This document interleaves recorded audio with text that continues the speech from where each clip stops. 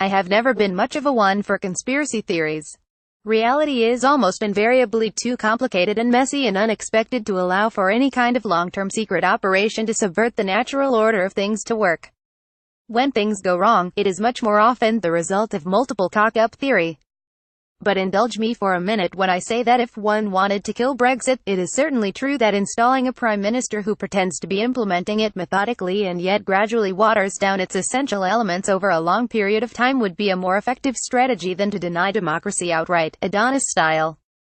So there will undoubtedly be hardline Brexiteers who by now suspect that this is the deliberate plan of Theresa May and those who surround her, to give little bits of ground time and again during a protracted process designed to turn off and demoralize the 17.4 million Brexit voters of 2 years ago.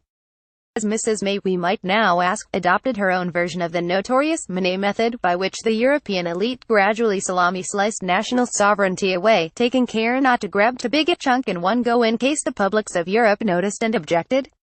So we get a consultative role for the European Court of Justice here in a transition period that replicates EU membership there, a progressive fudge on customs arrangements in the direction of creating something very similar to the EU customs union, a gradual move towards long-term open-door immigration arrangements, perhaps in due course an extension of the transition, an open-ended replica of the common fisheries policy, or a commitment to continued close alignment with the EU in almost every conceivable field.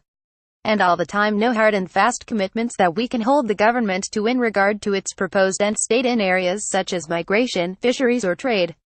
As one looks on from day to day, it is fiendishly hard to put one's finger on key individual moments which amount to the great betrayal. But as this interminable process stretches out, there is still a very definite worry that the Brexit frog is slowly being boiled. The latest line from within the Remain or parts of the government, being fed out via sympathetic columnists, is that the Prime Minister simply does not have the Commons votes to get through a Brexit deal that pulls Britain completely clear of the customs union. It is a matter of simple arithmetic, we are now told, with that overused aphorism about learning to count being faithfully trotted out. The aim is to depict Mrs. May as the honourable leader of a mission she did not ask for but has been given in terribly difficult circumstances, someone doing her best to implement the instructions of the electorate but having to compromise with reality again and again and again. The trouble is that Mrs. May does not seem to be trying very hard. She has not even decided to make the customs union issue a matter of confidence. She has barely lifted a finger to rally millions of Brexit voters against the anti-democrats in the Lords and Commons alike who seem to be throttling Brexit before our eyes. To just say, we don't have the numbers, in such circumstances, and don't forget that she lost the numbers with her self-inflicted election catastrophe because enthusiastic conspiracy theorists certainly won't, it is pathetic. Were a proper, enthusiastic Brexiteer in Downing Street, it seems obvious that they would by now be leading a debate designed to pile pressure on pro-EU Tory MPs who are elected on a down-the-line Brexit manifesto and on Labour MPs sitting in Leave seats too.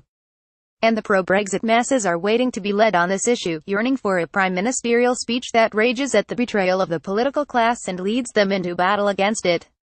But from Mrs. May's operation we get almost none of that. Just a fudge here and a watering down there and wait and see, or something will turn up, from learned advisors briefing behind the scenes.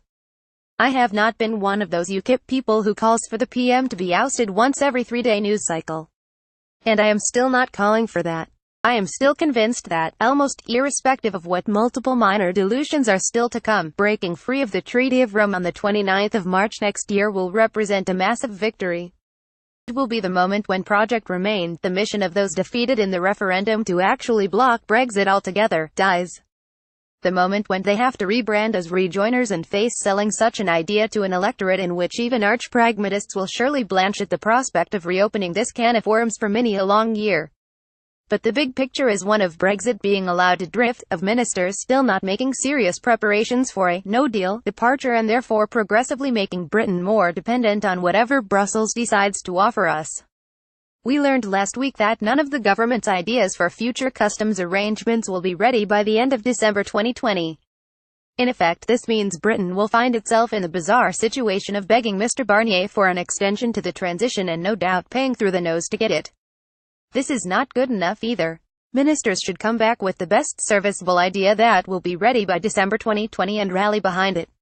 Otherwise, the Conservative Party risks finding that the electorate will implement its own Money method in revenge, turning against it very gradually over a very long time and never forgiving a slow-motion betrayal that may well owe more to cock-up than conspiracy, but is nonetheless infuriating for that.